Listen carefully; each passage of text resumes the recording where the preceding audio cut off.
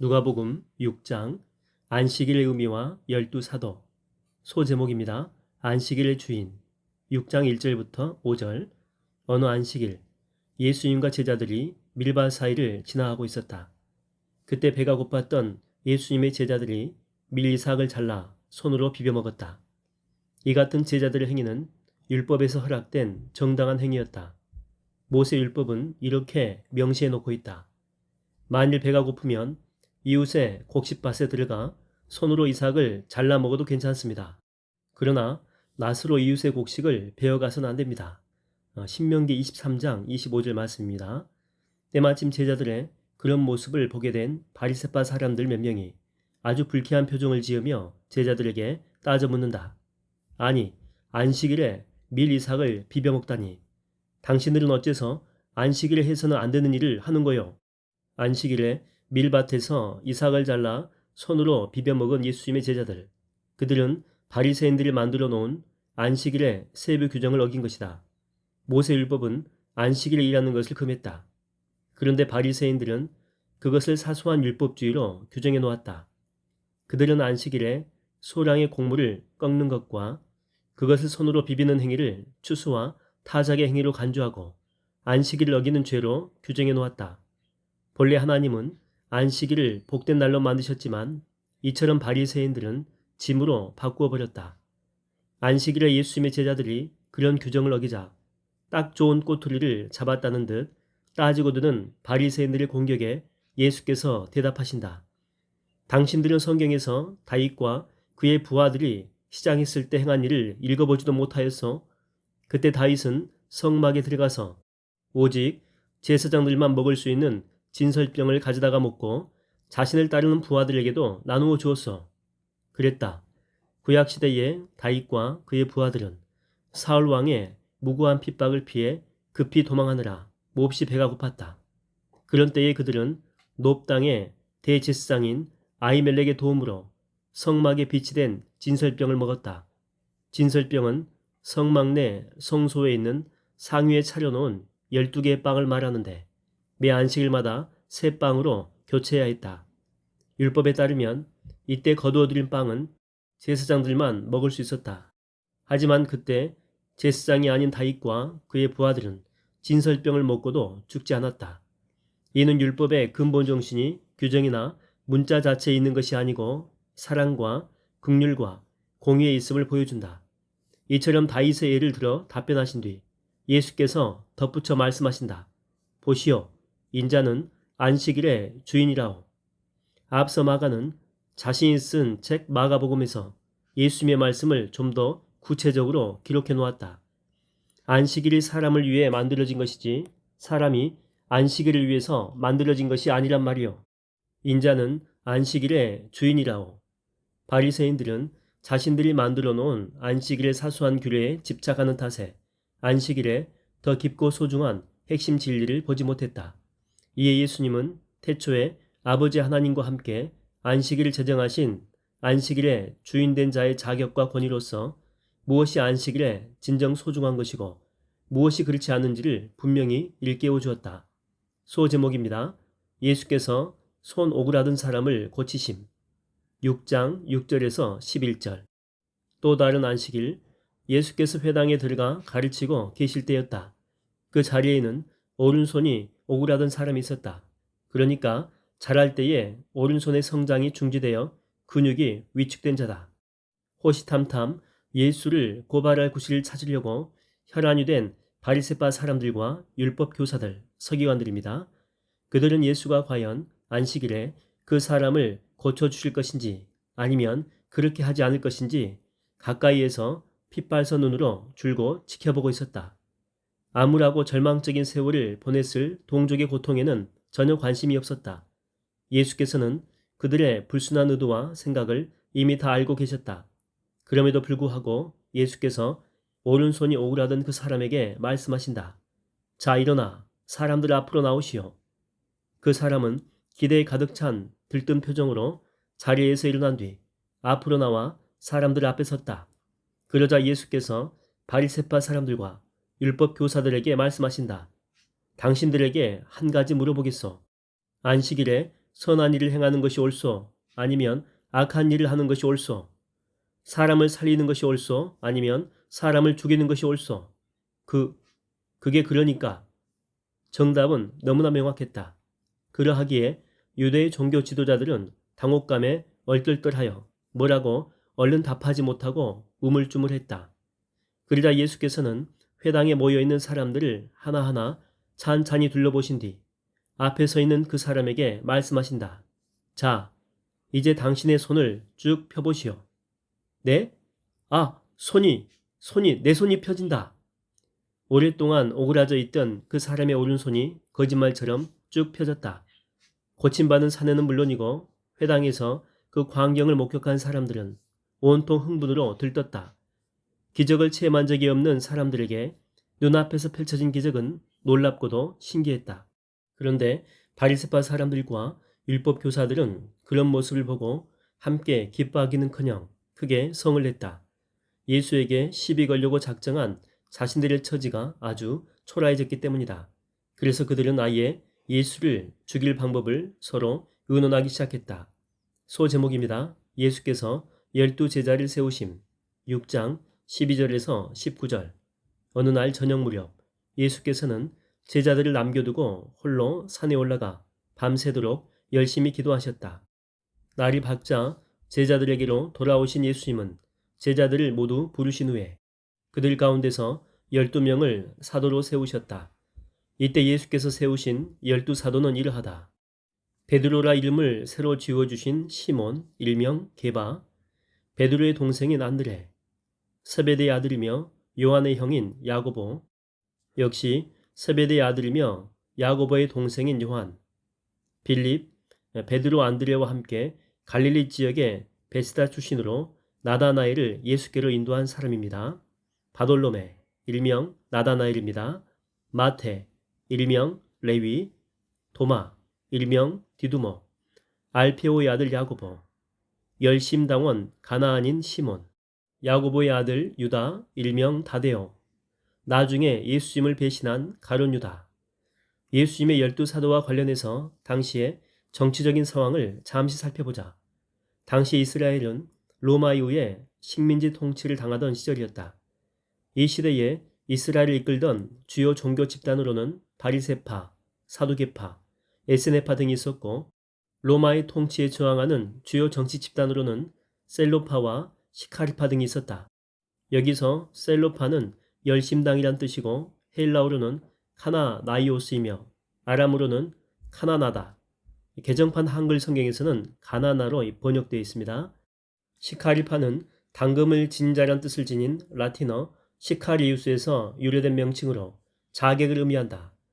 12사도 중 10번째 소개된 시몬은 셀로파에 속한 열심당원이었고 12번째 소개된 유다는 시카리파에 속한 인물이었다. 유다 앞에 표기된 가룟이란 한글식 단어는 지역 이름이 아니라 셀로처럼 정치적 당파 이름으로 시카리에서 비롯된 이스카리옷이다.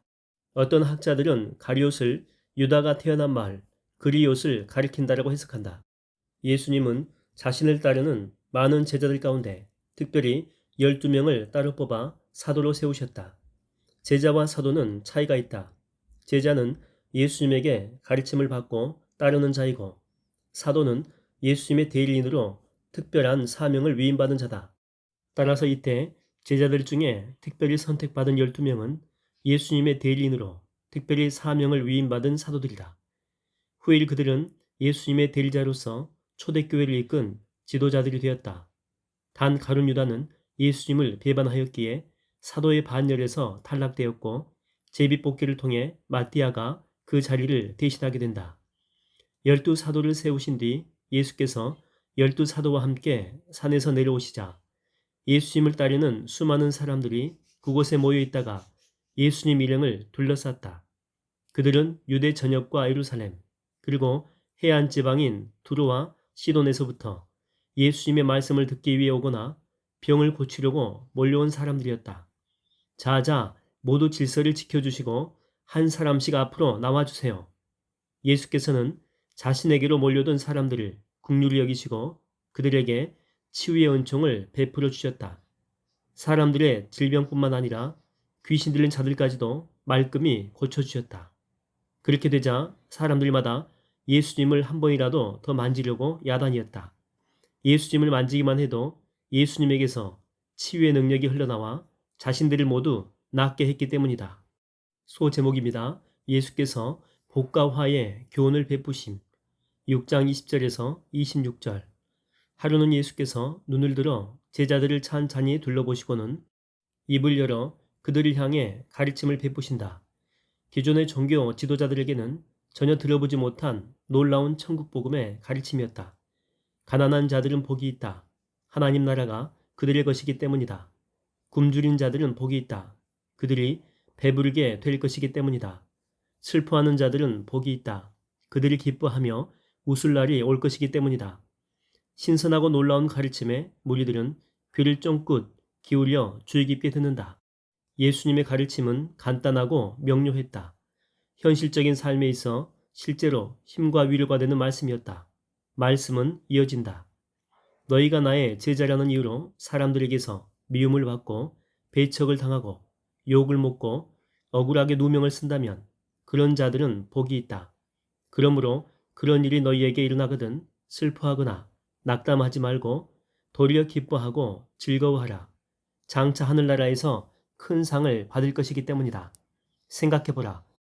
옛적에 하나님의 선지자들도 그런 일을 모두 당하지 않았느냐. 예수님의 가르침은 가히 획기적이었다. 하지만 예수님은 기존의 가치체계를 뒤엎으신 것이 아니다. 뒤틀려진 것을 올바로 세우신 것이다. 당시 사람들은 부자들이나 권력자들이 하나님께 더욱 크고 많은 복을 받았다라고 생각했다. 예수님은 그와 같은 당대의 잘못된 전통적인 개념을 깨뜨린 것이다. 예수님은 물질적인 것들은 단지 일시적인 것일 뿐 영원한 것이 아님을 일깨우셨다. 또한 현재의 빈부 상태가 하나님의 복이나 저주의 표시가 아님을 강조하셨다. 더 나아가 예수님은 가난, 슬픔, 핍박 등이 저주나 고통이 아니라 영적으로는 더욱 유익할 수도 있음을 일깨우셨다. 그런 상태에 놓인 자들이 더욱 자신을 낮추고 하나님을 의지할 가능성이 높기 때문이다. 예수님의 가르침은 계속된다. 그러나 부유한 자들은 화가 있다. 그들은 이 세상에서 이미 온갖 복을 다 누렸기 때문이다. 배부른 자들은 화가 있다. 멀잖아 굶주리게 될 날이 올 것이기 때문이다. 웃고 있는 자들은 화가 있다. 장차 슬퍼하며 통곡할 날이 올 것이기 때문이다. 사람들에게 칭송을 받는 자들은 화가 있다. 예전부터 거짓 선자들도 언제나 사람들에게 그렇게 칭송을 받았기 때문이다. 바로 직전에 베푸신 가르침, 곧 가난한 자들, 굶주린 자들, 슬퍼하는 자들, 미움받고 배척을 당하는 자들이 복되다고 하신 말씀에 대비되는 가르침이다. 따라서 가르침의 교훈도 같다. 영적 차원에서 고려해 볼 때에 부유하고 배부르고 웃고 칭송받는 자들은 스스로 교만하여 자칫 하나님을 망각하기 쉽다. 따라서 그들의 자랑거리가 결국엔 화가 될 수 있다는 교훈이다. 부유하고 배부르고 웃고 칭송받는 것 자체가 잘못된 것이거나 화가 되는 것은 아니다. 이와 마찬가지로 가난하고 굶주리고 슬퍼하고 미움받고 배척당하는 것 자체가 옳은 것이거나 복이 되는 것도 아니다.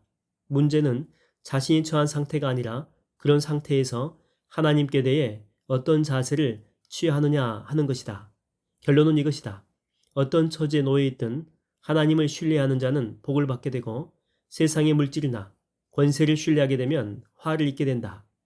소제목입니다. 원수를 사랑하라. 6장 27절에서 36절. 내 말을 듣고 있는 너희에게 말한다. 마음에 새겨 듣도록 하여라. 너희는 너희 원수를 사랑하여라. 너희를 미워하는 사람들에게 선을 행하도록 하라.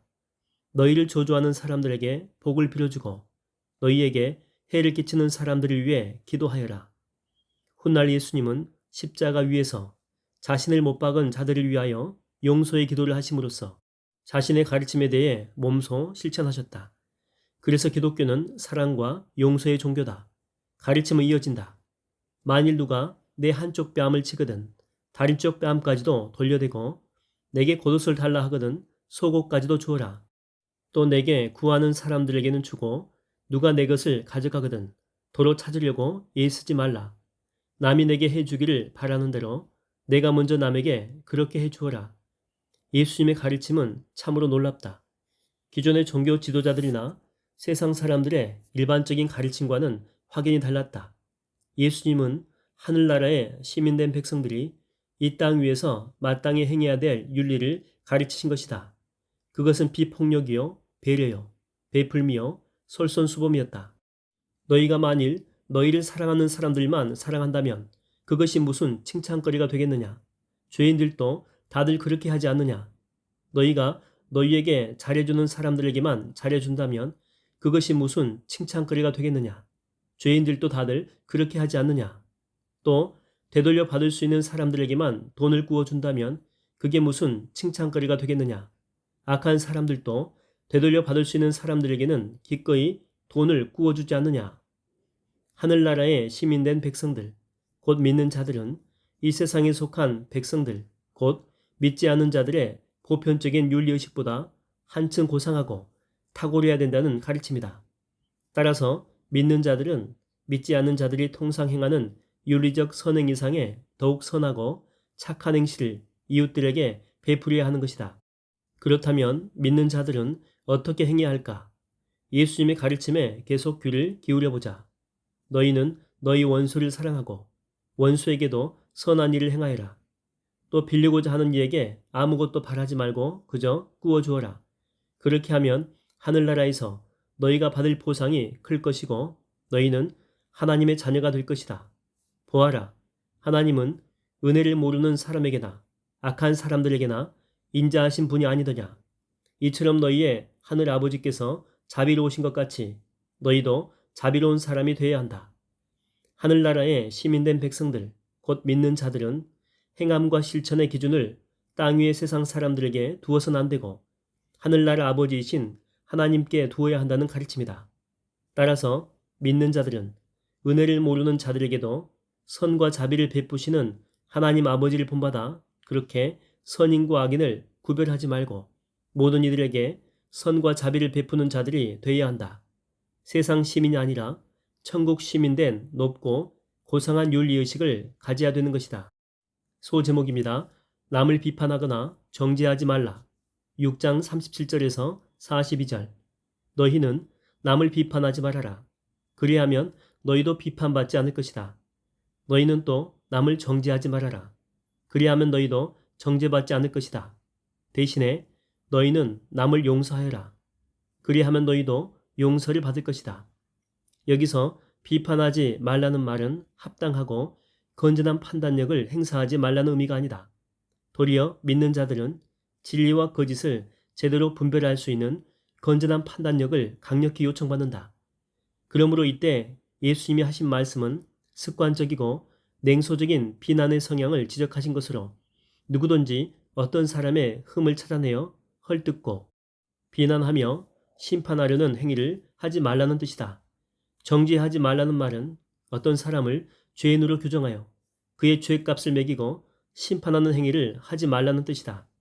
사람에 대한 이 같은 정죄는 오직 절대 무호하신 하나님만이 행할 수 있는 고난이기 때문이다. 제자들을 향한 예수님의 가르침은 이어진다. 너희가 남에게 먼저 주면 너희는 그것을 다시 되돌려 받을 것이다. 다시 받되 꾹꾹 눌러 담아서 차고 넘치도록 후하게 받을 것이다. 이처럼 너희가 남에게 되어주는 분량대로 그렇게 너희가 되돌려 받을 것이다. 다른 사람의 공공을 헤아려 먼저 베풀고 공급해주는 자들이 되라는 가르침이다. 또한 이웃에게 어떻게 해주는가에 따라서 그대로 되돌려 받게 될 것이라는 교훈이다. 이런 의미에서 예수님은 주는 것이 받는 것보다 복이 있다라고 하셨다. 왜냐하면 다른 사람에게 서슴없이 주고 베푸는 사람은 장차 후하게 갚아주시는 하나님께로부터 차고 넘치도록 되돌려 받을 것이기 때문이다. 예수님의 가르침은 이어진다. 이번에는 하나의 비유를 들어 제자들에게 말씀하신다. 생각해 보아라. 눈먼 사람이 어떻게 눈먼 사람을 인도할 수 있겠느냐? 그렇게 하면 둘 다 구덩이에 빠지지 않겠느냐? 또 제자가 어떻게 선생보다 낫다라고 할 수 있겠느냐? 기껏 제자가 온전히 다 배우고 나더라도 선생과 같은 지경에 이를 뿐이다. 여기서 눈먼 사람을 인도하는 눈먼 사람은 바리새인들과 서기관들처럼 당시 사람들을 율법주의로 인도하는 자들을 가리키고, 눈먼 사람의 인도함을 받는 눈먼 사람은 그런 눈먼 종교 지도자들의 가르침을 받는 일반 사람들을 가리킨다. 결국 잘못된 인도는 둘 다 구덩이에 빠질 뿐이라는 말이다. 설령 기껏 인도함을 받는 제자가 인도하는 선생의 가르침을 온전히 다 배우더라도, 다시 말하면 바리새인의 제자가 바리새인 선생의 가르침을 다 배우더라도 잘못된 구덩이에서 벗어나지 못하고 거짓된 율법주의의 틀에 속박당하고 말 것이라는 교훈이다. 어찌하여 너희는 다른 사람의 눈 속에 있는 티는 보면서 내 눈 속에 있는 들보는 보지 못하느냐? 내 눈 속에 있는 들보를 보지 못하면서 어떻게 다른 사람에게 당신의 눈 속에 있는 티를 빼어주겠다 하고 말할 수 있겠느냐? 위선자들아, 먼저 내 눈 속에 있는 들보부터 빼어라. 그래야만 내 눈이 밝아져서 다른 사람의 눈 속에 있는 티를 빼낼 수 있을 것이다. 티는 큰 통나무를 썰 때 생기는 톱밥 속에 작은 알맹이를 가리키고, 들보는 큰 통나무를 가리킨다. 이런 배경을 고려할 때에 여기서 티는 그다지 심각하지 않는 사소한 흠을 가리키고, 들보는 대의나 진리를 손상시키는 크나큰 허물을 가리킨다. 따라서 들보를 가진 사람이 티가 있는 사람을 지적하고 판단하는 것은 아주 위선적인 행동이며 어불성설이라는 가르침이다. 소제목입니다. 열매를 보면 그 나무를 안다. 6장 43절에서 45절. 보아라, 좋은 나무가 나쁜 열매를 맺는 법이 없고 나쁜 나무가 좋은 열매를 맺는 법이란 없다. 그러므로 열매를 보면 그 사람을 알 수 있다. 무화과를 가시나무에서 얻을 수 없고 포도를 가시덤불에서 딸 수 없지 않느냐. 너무나 당연한 말씀이다. 제자들은 저절로 고개를 끄덕인다. 가르침은 이어진다. 이처럼 선한 사람은 선한 마음으로부터 선한 행동을 하고, 악한 사람은 악한 것들이 마음속에 숨어 있어서 자연스레 악한 행동을 한다. 이와 같이 마음속에 들어있는 것들이 입 밖으로 흘러나오는 법이다. 이 비유에서 좋은 나무는 예수님을 믿는 신자를, 좋은 열매는 각종 선하고 은혜로운 성령의 열매를 가리킨다. 또한 나쁜 나무는 사탄과 이 세상에 속한 불신자를, 나쁜 열매는 각종 악하고 타락한 죄의 열매를 가리킨다. 그렇다면 예수님의 신자들은 결코 나쁜 열매를 맺지 않는 것인가? 이 질문에 대한 일반적인 답변은 그렇다이다. 하지만 예수님의 이 말씀은 세부적인 경우가 아니라 넓은 의미를 지닌 것이다. 즉 예수님은 한 사람의 전체적인 삶을 두고 말씀하신 것이다. 그렇게 볼 때에 한 사람의 기본적이고 전체적인 인격은 그에 따라 좋거나 나쁜 열매를 산출하게 된다. 하나님을 믿지 않고 배척하는 사람들은 사탄의 본성을 쫓아 그들의 악한 성품이 삶 속에서 드러나게 되고, 하나님을 믿고 따르는 신자들은 하나님의 속성을 본받아 그들의 선한 성품이 삶 속에서 드러나게 되는 것이다. 소제목입니다. 말씀을 듣고 행하라. 6장 46절에서 49절. 너희는 입으로는 주여 주여 하면서도 어찌하여 내가 말한 것들을 실천하지 않느냐. 누구든지 내게로 와서 내 말을 듣고 그대로 실천한 사람은 반석 위에다 튼튼히 기초를 놓고 집을 짓는 사람과 같다. 그렇게 하면 큰 홍수가 나서 세찬 물살이 들이치더라도 그 집은 무너질 염려가 전혀 없다. 그러나 내 말을 듣고도 그대로 실천하지 않는 사람은 기초 없이 흙 위에 집을 지은 사람과 같다. 그렇게 하면 큰 홍수가 나서 세찬 물살이 들이치면 와르르 무너져 순식간에 폭삭 가라앉고 말 것이다. 이 비유에서 예수님의 말씀대로 실천하는 사람은 반석 위에 집을 짓는 사람이고, 그 말씀대로 행하지 않는 사람은 흙 위에 집을 짓는 사람이다. 마태복음에서는 흙 대신에 모래로 기록되어 있지만 의미상 큰 차이는 없다. 그리고 큰 홍수와 세찬 물살은 세상의 환란, 시련, 시험 등을 가리킨다. 자, 그렇다면 어떤 사람의 인생에 세상의 홍수와 풍파가 들이칠 때 누가 그것을 견디며 꿋꿋하게 버틸 수 있고 누가 견디지 못하고 와르르 무너져 내리겠는가?